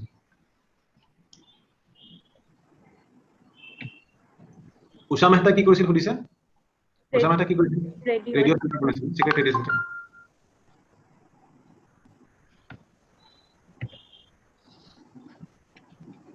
Okay, so Gandhi, jailot ase already. Gandhi took a first as protest against the repressive violent measures adopted by the government. Government খুব বহুত বেছি violent measures adopt কৰিছিলে কুইট ইণ্ডিয়া মুভমেণ্টত যোনে পাৰ্টিচিপেট কৰিছিলে বহুত জাগাত শুট কৰিছিলে বহুত মানুহ মৰিছিল বহুত মানুহক এৰেষ্ট কৰিছিল বহুত মানুহৰ ওপৰত লাঠি চাৰ্জ কৰিছিল তো আমাৰ অসমতো দেখা পাওঁ আমি যে কিমান বিলাক মানুহ যেনেকৈ কনকলতাৰ কথা কওঁ বা মুকুন্দ কাকতিৰ কথা কওঁ বহুত মানুহ ইভেন ঢেকিয়াজুলিতো শুট হৈছিলে আৰু নগাঁৱতো হৈছিলে ভোগেশ্বৰী ফুকননি এনেকুৱাকে বহুত বিলাক মানুহ ইণ্ডিয়াত শুট কৰা হৈছিলে তাৰপিছত সেইখিনি সময়তে 1940 ৱৰ্ষ্ট ফেমিন হ'ল বেংগলত আজিলৈকে ইণ্ডিয়াত যিমান বিলাক ফেমিন হৈছিলে তাৰ ভিতৰত সবতকৈ যদি ৱৰ্ষ্ট ফেমিন আছিলে সেইটো বেংগলত হ'ল 1943 এইটো হোৱাৰ ডিফাৰেণ্ট কাৰণো আছে কাৰণ এইখিনি সময়ত আহি পেলাই জেনেৰেলি কি কৰিছিলে ব্ৰিটিছে ইম্পৰ্ট কৰিব লগা হৈছিলে কেতিয়াবা সাউথ ইষ্ট এছিয়াৰ পৰা আৰু সবতকৈ বেছি ৰাইচ কাল্টিভেশ্যন হৈছিলে ক'ত এইবিলাক জেগাৰ পৰা য'ত ব্ৰিটিছ ডমিনিয়ন আছিলে সাউথ ইষ্ট এছিয়াত এইবিলাক ম্যানমাৰ চিয়ানমাৰ এইবিলাক জেগাত তো সেইবিলাক জেগাৰ পৰা যেতিয়া আহিব নোৱাৰা হৈ গ'ল তো বেংগলত ফেমিন হ'ল তাৰ উপৰি ব্ৰিটিছে কি কৰিছিলে কিছুমান যেহেতু যুদ্ধত হেৰি কৰিব লাগিব সোলজাৰ্ছবিলাকক খুৱাব লাগিব তো তাৰ কাৰণে তেওঁলোকে ষ্টপ কৰিছিলে আৰু এইবিলাকৰ চান্স লৈ পেলাই বহুতে কিছুমান মুনাফাখোৰ বেপাৰী তেওঁলোকে আৰ্টিফিচিয়েল হোৰ্ডিং কৰা ষ্টাৰ্ট কৰি দিছিল Meanwhile, communal question, মানে Hindu-Muslim question was still in deadlock, could not find a solution accepted by all. March 23, 1943, Muslim League Pakistan Day observe কৰে এতিয়া 1944 মই অলপ আগতে ক'লো চক্ৰৱৰ্তী ৰাজাগোপালাচাৰী এটা ফৰ্মুলা দিলে যে অলৰেডি বুজি পাইছে যে পাৰ্টিশন হ'বই ইণ্ডিয়া পাকিস্তান হ'বই তো গতিকে কেনেকৈ পিছফুলি কৰিব পাৰি সেইটো কাৰণে এটা তেওঁলোকে ফৰ্মুলা আগবঢ়ালে তেওঁ ক'লে যে Congress would support a plebiscite in the northwest and northeast to decide whether or not to form a separate state. To কৈছে যে মানুহখিনিৰ opinion law plebiscite মানে য'ত মানুহে ডিসাইড কৰি পেলাই কিবা এখন legislation বা কিবা এখন act আহিব লাগে নে নালাগে সেইটো ওপৰত মানুহে ডিসাইড কৰে তাক কোৱা হয় plebiscite through vote. So plebiscite কৰা হওক northwestত আৰু northeastত northeast মানে প্ৰেজেন্ট আসাম এণ্ড বাংলাদেশ আৰু northwest মানে পাকিস্তানৰ কথা কৈছে প্ৰেজেন্ট পাকিস্তান তো প্লেবিসাইট কৰা হওক প্লেবিসাইট কৰি পেলাই মানুহে ডিসাইড কৰক যে তেওঁলোকে কি বিচাৰে আৰু সেইটো আমি কৰিম বাট তোমালোকে Muslim League has to support Congress for its demand for independence and a provisional government at center. তোমালোকে এইটো সাপোর্ট কৰা আমাক আমি ইমিডিয়েটলি ফাইট কৰো বাট তোমালোকৰ কাৰণে প্লেবিসাইট এৰেঞ্জ কৰিম আৰু এইটো কথাখিনিয়ে গান্ধী জিন্না টক হয় 1944 ত গান্ধীয়ে এইখিনি কথাকে জিন্নাৰ ওচৰত ৰাখিলে বাট জিন্না অবজেক্টেড জিন্নাই মানি নললে বিকজ জিন্নাক লাগিছিল যে যোনটো প্লেবিসাইট হ'ব লগা গৈছে প্ৰপ'জ প্লেবিসাইট সেই প্লেবিসাইটটোত only Muslim should vote not all because জিন্নাই ভয় খাইছিল যে যদি সবে ভোট কৰে তেতিয়াহলে ৰিজাল্টটো উল্টা আহি যাব পাৰে তেতিয়ালৈকে সেপাৰেট ষ্টেট নিবিচাৰিবও পাৰে তো গতিকে তেওঁ কৈছে যে যিখিনি মুছলিম আছে অকল মুছলিমখিনিহে ভোট কৰিব লাগিব সো ৰাজাগোপালাচাৰী ফৰ্মুলা ফেইল এনেকে এটাৰ পিছত এটা ঢেৰ এইখিনি সময়ত সবে নিজৰ নিজৰ ফৰ্মুলা দিব ঠিক তেনেকে ভুলাভাই দেশাই এজন লয়াৰ আছিলে লিবাৰেল আছিলে আৰু লিয়াকত আলী খান আছিলে second in command of Muslim league মানে জিন্নাৰ তলতে যোন আছে সেইটো আছিলে লিয়াকত আলী খান তো তেওঁলোকে এখন ড্ৰাফট প্ৰপ'জাল ৰেডি কৰিলে to forming an interim government at the centre but final settlement এখনতো একো ৰিচ কৰা নহল এখনো ফেইল হ'ল তাৰপিছত এইখিনিতো আছিলে পলিটিকেল পাৰ্টিখিনি এতিয়া নন পলিটিকেল কনফাৰেন্স যিখিনি আছে নন পাৰ্টি কনফাৰেন্স বুলি কয় 30 মেম্বাৰ আছিলে বেসিক্যালি তেওঁলোক স্কলাৰ্ছ বিলাক আছিলে বা লয়াৰ্ছ বিলাক আছিলে তেওঁলোকে কি কৰিলে এই যে কথা তেজ বাহাদুৰ চাপুৰ কথা যে পাতিছিলো লাষ্ট ক্লাছত আমি তেজ বাহাদুৰ চাপুৰ আন্ডাৰত 30 জন মেম্বাৰ বহি পেলাই এখন তেওঁলোকে ৰিপৰ্ট বনালে to proposing solutions to the communal question তেওঁলোকে কিছুমান ৰেকমেন্ডেশন দিলে ৰেকমেন্ডেশনছ বিলাকত কি আছিলে they rejected the idea of Pakistan they proposed setting up of a constitution making body equally representing the Hindus and Muslims তেওঁলোকে কৈছিল যে এখন constitution making body এখন হ'ব যোনে constitution বনাব তাত হিন্দু আৰু মুছলিমৰ equal representation থাকিব 50-50 তাৰপিছত তেওঁলোকে কৈছিল joint electorate থাকিব with reservation of seats and reservation of seats থাকিব minorities বিলাকৰ কাৰণে আৰু তেওঁলোকে কৈছিল কি fundamental rights থাকিব লাগিব আৰু fundamental rights তেওঁলোকে ডিভাইড কৰিছিল দুটা ক্যাটাগৰীত এটা জাস্টিসিয়েবল এটা নন জাস্টিসিয়েবল justiciable non-justiciable মানে কি হয় If you can go to the court, non-justiciable cannot আমাৰ ফান্ডামেন্টাল রাইটস কি হয় justiciable. DPSP No. Non-justiciable. No. আর প্রিএমবল কি হয় Justiciable. Justiciable. হ্যাঁ Justiciable. Cannot change. Cannot change the basic Cannot structure. change. Basic structure. preamble can be amended amendment কথা উঠা নাই বাৰু বাট কৈ থৈ দিছো preamble can be amended but without hampering the basic structure of the constitution in fact preamble amendment কৰা হৈ গৈছে 1976 ত 42nd amendment ত কৰা হৈ গৈছে already okay preamble to justiciable হয় নে নহয় তোমালোকে আজি এক্সপেৰিয়েন্স চাবা আৰু পলিটি সদায় পঢ়িবা they polity is like maths polity যদি নপঢ়া নহব Okay, so it is a non-political report আছিলে চাপলু কমিটিৰ পলিটিক্যাল ৰিপৰ্টখনত বহুত ভাল ভাল কথা কৈছিলে but it was Muslim league হওক বা কংগ্ৰেছ হওক তাৰ পৰা তেওঁলোকে বহুত বেছি ভাল ৰেসপন্স নাপালে বাট ইয়াৰ মানুহখিনি স্কলাৰ্ছ মানুহ আছিলে আৰু ইয়াত থকা মেম্বাৰখিনিৰ চাপলু কমিটিত অলমোষ্ট 7 জন নে 8 জন পিছত যেতিয়া কনস্টিটিউয়েন্ট এছেম্বলি ফৰ্ম হ'ব তাতে এই কমিটিখনৰ 7 জন মান মানুহ তাতে সেইখন কনস্টিটিউয়েন্ট এছেম্বলিটো আছিল 45 ত ৱেবেল এতিয়া আগতে আছিল লিনলিট গো গৈ পেলাই এতিয়া নতুন আহে Webel নতুন ভাইসৰয় পেলাই আহে আৰু হি ওয়াজ দা সেকেন্ড লাস্ট ভাইসৰয় ইয়াৰ পিছত মাউন্টবেটেন আহিব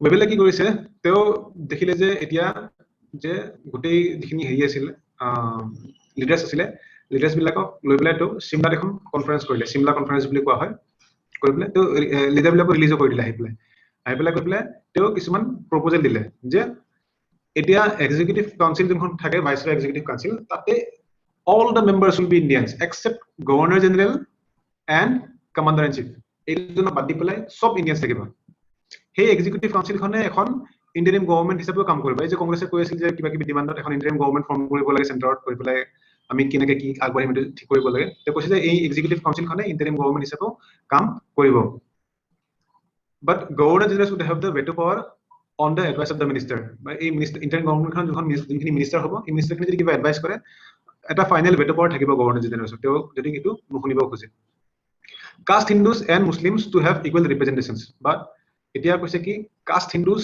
and muslims caste hindu মানে high caste hindu খিনি কথাই কৈছে and muslims to have equal representation in this council possibilities of a new constitution to be kept open for negotiation till the war is finally won almost এতিয়া তেতিয়ালৈকে Germany সাৰেন্ডাৰ কৰি দিছে জাপানো তেতিয়া সাৰেন্ডাৰ কৰা নাই, কৰিব আৰু জুনৰ 1945 কথা কৈছো তো, আৰু 2 মাহমান পিছতে হেৰি কৰিব, জাপানে সাৰেন্ডাৰ কৰিব যেতিয়া হিৰোশ্বিমা আৰু নাগাসাকিত বম পেলাব ইউএছএ। তো ফাইনালি যেতিয়া বন্ধ হ'ব তেতিয়া আমি কনস্টিটিউশন কেনেকৈ বনাম তাৰ ওপৰত আকৌ নতুনকৈ নেগোচিয়েশ্যন ষ্টাৰ্ট কৰিম। বাট মুছলিম লীগে কৈছে যে যিমানখিনি মুছলিম ৰিপ্ৰেজেন্টেটিভ থাকিব সেইটো মুছলিম লীগৰ পৰাই হ'ব লাগিব। যদি বেলেগ এনেকৈ ৱেভেলে কৈছেহে যে হিন্দু আৰু মুছলিমৰ ইকুৱেল ৰিপ্ৰেজেন্টেশ্যন থাকিব। কংগ্ৰেছতো বহুতবিলাক মুছলিম লিডাৰ্ছ আছিলে, ইনফেক্ট কংগ্ৰেছৰ প্ৰেচিডেণ্টে মুছলিম আছিলে এইখিনি সময়ত। তো যদি কংগ্ৰেছৰ পৰা আহি যায় তেতিয়া মুছলিম লীগৰ ফাইদা নাই একো না। তো মুছলিম লীগে কৈছে যিনে যে মুছলিম ৰিপ্ৰেজেন্টেটিভ হ'ব সেইখিনি কিন্তু আমাৰ পাৰ্টিৰ পৰাহে হ'ব লাগিব। তো মুছলিম লীগে এইটো বস্তু নামানিলে। কংগ্ৰেছে কি কৈছে, Congress also objected because it would reduce the Congress to a purely caste into party. তো তোমালোকে কৈ দিছা যে ইয়াত অকল কাষ্ট ইনটু থাকিব, তাৰমানে তোমালোকে মাইনৰিটিজ বিলাকক আমাৰ পৰা অলৰেডি ছেপাৰেট কৰি দেখাই দিছা। So finally agreement reached নহল আৰু Wavell had to announce breakdown of the talks. So finally Wavell plan already fail হৈ গ'ল। তো এইখিনি কনস্টিটিউশনাল ডেভেলপমেন্ট সেইখিনিতে ৰাখি পেলাই মাজতে আমি অলপমান বেলেগ সাইডে গুচি যাব লাগিব, যোনটো নেকি প্যাৰালেলি হৈ আছিল সেইখিনি সময়ত। সেইটো আছিল Indian National Army and Subhash Chandra Bose. প্ৰথমতে সুভাষ চন্দ্ৰ বোসৰ অকমান ক্ৰনলজিক্যাল ষ্টাডি কৰি লম। সুভাষ চন্দ্ৰ বোস আমি অলৰেডি দেখিছিলো যে 1922 যেতিয়া নন কোঅপাৰেশন মুভমেন্ট হৈছিলে তেতিয়া সুভাষ চন্দ্ৰ বোসে অলৰেডি তেওঁ সিভিল সাৰ্ভিসৰ পৰা ৰিজাইন কৰি আহি পেলাই তেওঁ বেংগল নেশ্যনেল কলেজত তেওঁ প্ৰেচিডেণ্ট কি প্ৰিন্সিপাল হৈছিলে। তাৰপিছত 1921 তেওঁ প্ৰথমবাৰৰ কাৰণে জেল গৈছিলে। পলিটিকেল গুৰু আছিলে চি আৰ দাস। মেয়ৰ হৈছিলে কলকাতা 1923 এগেইন 24 ইমপ্ৰিজন কৰা হৈছিলে and he was deported to Meghalaya Burma and released in 1927। He presided over the Haripura session in the year 1938। Again became president in 1939 in Tripoli session by defeating Gandhi's candidate Pattabhi Sitaramaiah. It was important, but he had to resign due to ideological and strategic difference with Congress because Gandhi Pattabhi Sitaramaiah support কৰিছিলে আৰু যেতিয়া Pattabhi Sitaramaiah যেতিয়া হাৰিল তেতিয়া গান্ধীয়ে কৈছিলে Pattabhi's defeat is my defeat.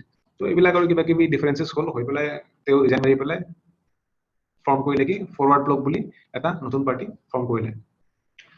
কৰি পেলাই তেওঁ আহি পেলাই কি কৰিলে বেংগলত কলকাতাত কি কৰিলে ফৰৱাৰ্ড ব্লক আৰু কিষাণ সভাৰ পৰা এখন এন্টি কম্প্ৰমাইজ কনফাৰেন্স এখন অৰ্গানাইজ কৰিলে। কৰি পেলাই এখন তেওঁ ৰিজলিউশ্যন এডপ্ট কৰিলে যে ৱৰ্ল্ড ৱাইড ষ্ট্ৰাগল কৰা হ'ব অন এপ্ৰিল 6 বিকজ তেওঁৰ মাইণ্ডত এইটো বস্তু আছিলে যে যিখিনি এলাইড পাৱাৰ্ছৰ হেৰি আছে এনিমি আছে সেই এনিমি ষ্টেটবিলাকৰ লগত হেৰি কৰি পেলাই কলাবৰেশ্যন কৰি পেলাই আমি ব্ৰিটিছৰ এগেইনষ্টত আমি এটা ৰিভল্ট কৰিম।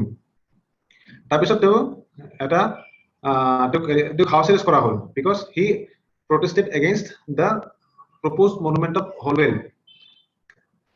Holwell monument কি আছিল? Holwell was a surgeon who survived in the black hole incident. Black hole incident কি আছিল মনত আছে না কাবাৰ? স্যাৰ ৰুম এটা কমাই থৈ দিছিলে। সিৰাজউদ্দৌলা থাকোতে না? সিৰাজউদ্দৌলা যেতিয়া বেটেল অফ প্লাছিৰ আগে আগে যোনটো ঘটনা ঘটিছিল সেইটো হৈছিলে ব্লেক হোল ট্ৰেজেডি। তো ব্লেক হোল ট্ৰেজেডি নামত এটা তাৰে সাৰ্ভাইভাৰ আছিলে হলৱেল বুলি এজন সাৰ্জন। তেওঁৰ নামত এটা মনুমেণ্ট বনাব কথা চলি আছিল কলকাতাত। তাৰ এগেইনষ্টত প্ৰটেষ্ট কৰিলে। প্ৰটেষ্ট কৰাৰ পিছত তেওঁ হাউচ এৰেষ্টত থলে। হাউএভাৰ হাউচ এৰেষ্টৰ পৰা তেওঁ 1941 তেওঁ পেছাৱাৰলৈকে পলাই গ'ল। পেছাৱাৰৰ পৰা কাবুল গ'ল আৰু কাবুলৰ পৰা ফাইনেলি হি ৱেন্ট টু জাৰ্মানী। জিয়াউদ্দিন নাম লৈ পেলাই পলাইছিলে সুভাষ বোস হেৰি লৈ পেলাই ইন ডিছগাইজ। তাৰপিছত তেওঁ অৰ্লাণ্ডো মাজতা নাম লৈ পেলাই তেওঁ হিটলাৰক লগ কৰিলে আৰু হিটলাৰৰ হেল্পত তেওঁ মুক্তি সেনা বা ফ্ৰীডম আৰ্মি ফৰ্ম কৰিলে by the Indian origin prisoner of wars. যোনবিলাক প্ৰিজনাৰ অফ ৱাৰ্ছ ধৰিছিলে জাৰ্মানী আৰু ইটালীয়ে সেইবিলাকক লগত লৈ পেলাই তেওঁ মুক্তি সেনা ফৰ্ম কৰিব ট্ৰাই কৰিলে। বাট তেওঁ এইটো বহুত বেছি ছাকচেছ নাপালে বিকজ জাৰ্মানীৰ লগত কিবা ডিফাৰেঞ্চেছ ডেভেলপ হ'ল হৈ পেলাই জাৰ্মানীৰ বেলেগ কিবা ষ্ট্ৰেটেজি আছিলে এইটোৰ লগত সুভাষ বোসৰ নিমিলিল এণ্ড ফাইনেলি তেওঁ জাৰ্মানী এৰি পেলাই তেওঁ এবাৰ জাপান গুচি গ'ল। জাপান গুচি গৈ পেলাই ইণ্ডিয়ান নেশ্যনেল আৰ্মি ফৰ্ম কৰিব। তাৰ আগতে আমি জানিব লাগিব একচুৱেলি মোহন সিং বুলি এজন ইণ্ডিয়ান আৰ্মিৰ অফিচাৰ আছিলে। He became A prisoner of war আৰু তাৰপিছত তেওঁ মোহন সিঙে ফৰ্ম কৰিছিলে এটা ইণ্ডিয়ান এটা হেৰি যিমানবিলাক প্ৰিজনাৰ অফ ৱাৰ আছিলে জাপানে যিবিলাক ধৰিছিল মানে সাউথ ইষ্ট এছিয়াত আহি পেলাই তো সেইবিলাকক লগত লৈ পেলাই তেওঁ এটা অৰ্গেনাইজেশ্যন বনালে যাৰ নাম আছিলে Indian National Army. But Japanese বিলাকৰ লগতো তেওঁৰ ডিফাৰেঞ্চেছ ডেভেলপ হ'ল and Mohan Singh was imprison by the Japanese. Second ফেজত কি হ'ব এতিয়া সুভাষ বোসে যাব গৈ পেলাই জাপানত প্ৰাইম মিনিষ্টাৰক লগ ধৰি পেলাই তেওঁ পাৰ্মিশ্যন ল'ব ইণ্ডিয়ান নেশ্যনেল আৰ্মি ৰিঅৰ্গানাইজ কৰাৰ কাৰণে। তাৰপিছত সুভাষ বোস ছিংগাপুৰ যাব and he met Rajbihari Bose. Rajbihari Bose মনত আছেনে? এই যে গদৰ মুভমেন্ট কৰিছিল তাৰপিছত যে পলাই গুচি গ'ল যে এবাৰ তেওঁ পলাই গৈছিল কলৈকে টকিঅ' পলাই গৈছিল আৰু টকিঅ'ত অলৰেডি তেওঁ এতিয়া জাপানিজ নেচাৰেলাইজ চিটিজেন হৈ বহি আছে তাতে আৰু তেওঁ বহুত বিলাক কাম কৰি পেলাই জাপানত প্ৰিজনাৰ ৱাৰ্ছ বিলাক লৈ পেলাই তেওঁ ইণ্ডিয়ান ইণ্ডিপেণ্ডেন্স লীগ 1942 তেওঁ অলৰেডি তাত বনাই থৈ দিছে তো এতিয়া ৰাজবিহাৰী বসু সুভাষ বসু লগ হ'ব হৈ পেলাই তেওঁ কি কৰিব ইণ্ডিয়ান ইণ্ডিপেণ্ডেন্স লীগ আৰু Indian National Army jointly he will hand over to Subhash Bose in July 1943 October 21st 1943 Subhas Bose formed the provisional government for free India at Singapore India karone teo provisional government form kori dile and he gave the slogan give me blood I will give you freedom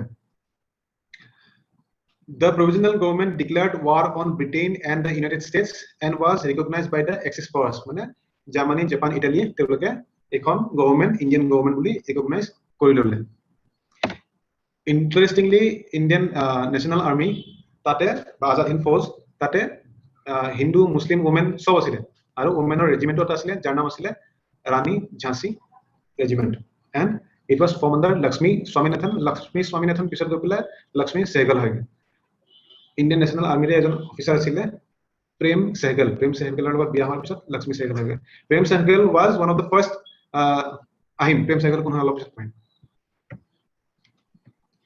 Okay, Japan কি কৰিলে 1943 নৱেম্বৰত Andaman Nicobar island handed over to Indian National Army আৰু আন্দামান নিকোবৰ আইল্যান্ডক শহীদ দ্বীপ আৰু স্বৰাজ দ্বীপ বুলি সুভাষ বোসে নামটো change কৰিব লাগে বুলি প্ৰপ'জ কৰিলে আৰু কাৰেণ্ট এফেয়াৰ্ছৰ পৰা ইম্পৰ্টেন্ট হয় বিকজ 2018 ডিসেম্বৰত মোদীজি যেতিয়া গৈছিলে আন্দামান নিকোবৰ ভিজিটত তেতিয়া তাত আন্দামান নিকোবৰত ভেৰিয়াছ আইল্যান্ড আছে ন তাৰ ৰছ আইল্যান্ড নীল আইল্যান্ড আৰু হেভলক আইল্যান্ড এই তিনটা ৰিনেম কৰি পেলাই নেতাজী সুভাষ চন্দ্ৰ বোস আইল্যান্ড শহীদ দ্বীপ আৰু স্বৰাজ দ্বীপ এটা ৰিনেম কৰা হয় তাৰপিছত INA headquarter was shifted to Rangoon in 1944 and the war cry chalo Delhi became famous এতিয়া কৈছে যে পুৰা মাৰ্চ কৰিব লাগে আপ টু দিল্লী আমি মিয়ানমাৰ হৈ পেলাই নৰ্থ ইষ্ট হৈ পেলাই পুৰা একদম দিল্লীলৈকে মাৰ্চ কৰি পেলাই দিল্লী কেপচাৰ কৰিম আৰু Subhash Bose was the first person যোনে নেকি আজাদ হিন্দৰ ৰেডিঅ'ৰ পৰা গান্ধীক ফাদাৰ অফ দ্য নেশ্যন বুলি এড্ৰেছ কৰিছিলে ইন 1944 তো কি কৰিব আজাদ হিন্দ ফৌজে বাৰ্মা বৰ্ডাৰ ক্ৰছ কৰিব এণ্ড ইণ্ডিয়ান সয়লত আহি পেলাই এডভান্স কৰিব up to Kohima and Imphal আহি পাই যাব যদি কোনোবা কহিমাত গৈছে তাত এতিয়াও ৱাৰ মেমৰিয়েল মিউজিয়াম কিছুমান আছে দেখা পাব তো মৈৰাং মণিপুৰত এটা জায়গা আছে মৈৰাঙত আহি পেলাই তেওঁলোকে বাহাদুৰ গ্ৰুপ বুলি এটা ৰেজিমেন্ট আছিলে বাহাদুৰ গ্ৰুপৰ কৰ্নেল মালিক আহি পেলাই তাতে আইএনএ ফ্লেগ হোষ্টিং কৰে বাট আগষ্ট 15 1945ত জাপানে সাৰেণ্ডাৰ কৰি দিয়ে আৰু জাপান সাৰেণ্ডাৰ হোৱাৰ পিছত ইতিমধ্যে ইয়াতো এই নৰ্থ ইষ্টত নাগালেণ্ড মণিপুৰত আজাদ হিন্দ ফৌজৰ অৱস্থা অলপ বেয়া হৈ আহিছিলে ৰেচন সেচন কমি আহিছিলে আৰু ফাইনেলি তেওঁলোকক বেছিভাগ আইদাৰ পলাই গ'ল কিছুমান পাব্লিকৰ লগত মিলি গ'ল কিছুমানক এৰাউণ্ড 15 to 20,000ক কেপচাৰ কৰা হ'ল আৰু ইতিমধ্যে Subhash Bose allegedly he died in an air crash in Taipei in Taiwan on August 18 1945 মৰিছিল নমৰিছিল তাক লৈ পেলাই কন্ট্ৰভাৰ্সি আছে ওকে এটো ডিসকাস কৰিম পিছতকে মেইনছৰ কাৰণে গান্ধী আৰু বসুৰ কাৰণে গান্ধী আৰু বসুৰ মাজত ডিফাৰেন্স কি আছিল আইডিঅলজিক্যালি আৰু ষ্ট্ৰেটেজিক্যালি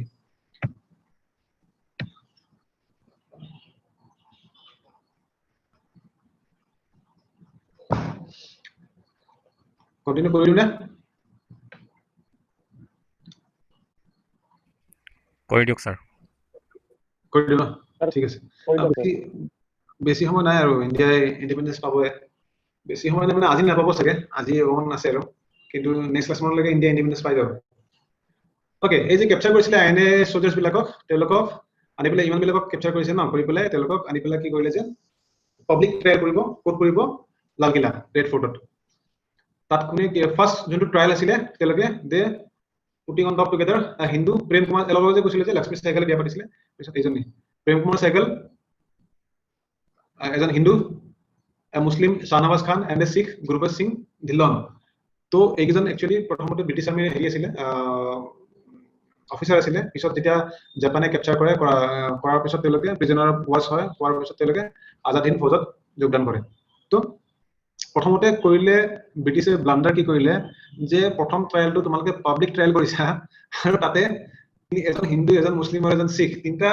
মেজৰ কমিউনিটিৰ মানুহক ৰাখি দিছে তো এইটো এটা ব্ৰিটিছৰ on the part British it was a blunder তো লগে লগে পাব্লিক আপচাৰ্য হৈ গ'ল বিকজ মানুহবিলাকে আইনে প্ৰিজনাৰ্ছ বিলাকক পেট্ৰিয়ট বুলি চাইছিলে কাৰণ সদায় criminal for someone is always a patriot for the other one এইটো কথা আছে ন তো তেওঁলোকক ব্ৰিটিছে ক্ৰিমিনেল বুলি ট্ৰায়েলত উঠাইছে আৰু মানুহৰ মাজত তাক লৈ পেলাই পুৰা আন্দোলনৰ হেৰি আহি গ'ল চেণ্টিমেণ্ট আহি গ'ল তো লগে লগে মানুহে আন্দোলন আইএনএ ডে চেলিব্ৰেট কৰা ষ্টাৰ্ট কৰিলে বিকজ নৱেম্বৰত ষ্টাৰ্ট হৈছিল ন ট্ৰায়েলটো November 12 was celebrated as INA day and INA week কৰিছিলে নৱেম্বৰ 5th পৰা নৱেম্বৰ 11th লৈকে it spread all over the country and witnessed participation of diverse social groups সবে participate কৰিলে আৰু এটো probably was the last nail in the coffin বুলি যে কয় তো last nail in the coffin নহয় ইয়াৰ পিছত আৰু এটা আছে last nail তাৰ আগৰটো coffin এটো আগৰটো nail এটো তো ইণ্ডিয়ান নেশ্যনেল কংগ্ৰেছৰ ফুল ফ্লেজড সাপোৰ্ট দিলে হেৰিক এই আইএনএ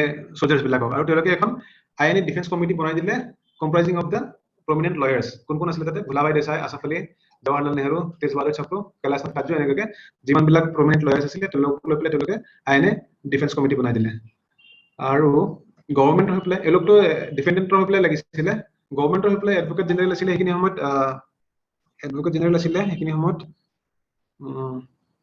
something কি নাম আছিলে মই পাহৰিলো প্ৰজেক্টনৰ ফালৰ পৰা আছিলে এম ইঞ্জিনিয়াৰ আছিলে মোষ্ট প্ৰবলি ওকে তো কি হল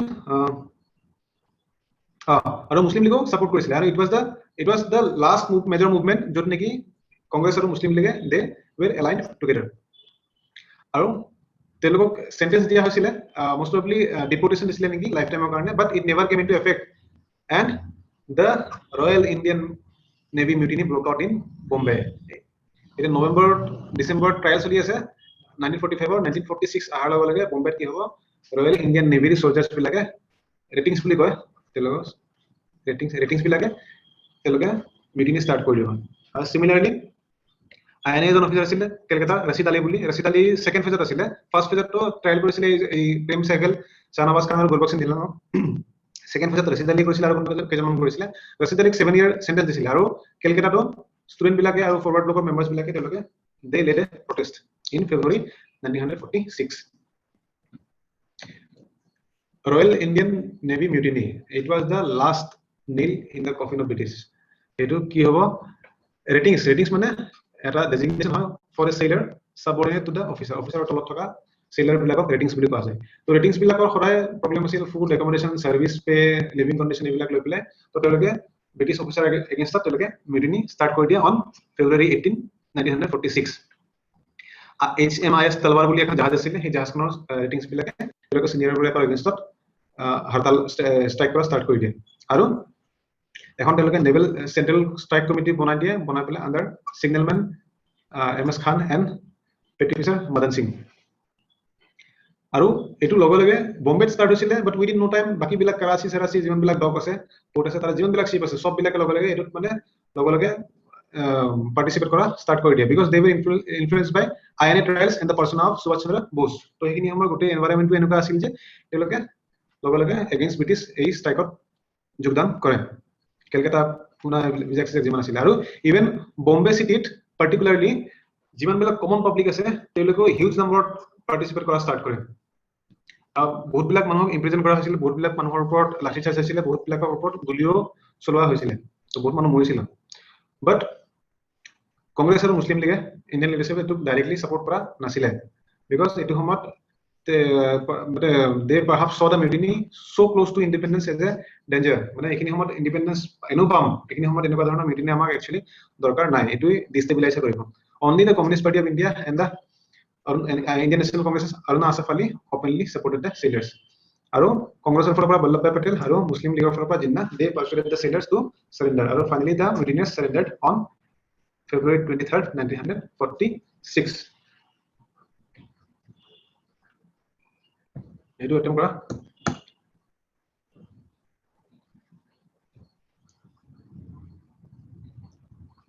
আৰু এটো কেতিয়া হল আমি দেখাবলৈ মাত্ৰ 1946 ত ফেব্ৰুৱাৰীত উইথ ইণ্ডিয়া 1942 8 or 9 আগষ্ট আৰু এটো 1932 30 or second sorry second है 3rd to 30 September September September to November আছিল না যি হওক গতিকে 31 তাৰিখ গমে গ'লো এইটো কি হয় এই ক্ৰনলজি বিলাক সেইকাৰণে এই যে মই অলপ আগতে পঢ়াইছো যে কেতিয়া প্ৰথম কি আহে অগষ্ট ফৰাস থাকে অগষ্ট ফৰ কেতিয়া থাকে লিলিত গৈ অফাৰ কৰিছিলে 1940 তাৰপিছত আহে পিপছ মিছন 1942 তাৰপিছত কি থাকে কেবিনেট না মাজতে কিবা আহে আৰু মাজতে কিবা থাকে না সিআৰ ফৰ্মুলা থাকে 1944 দেশাই লিয়াকত থাকে 44 তে আছিল থাকে তাৰপিছত ৱেভেল থাকে 1945 পিছত আহিব কেবিনেট মিছন এইটো 1946 তো এই ক্ৰনলজি বিলাক খুব ঘূৰি থাকে গতিকে এইবিলাক বস্তু মনত ৰাখিবা কেতিয়া কেতিয়া আছিলে কেবিনেট মিছন প্লেন আহিব বেছি নাই আৰু গতিকে এইটো থাকক আজি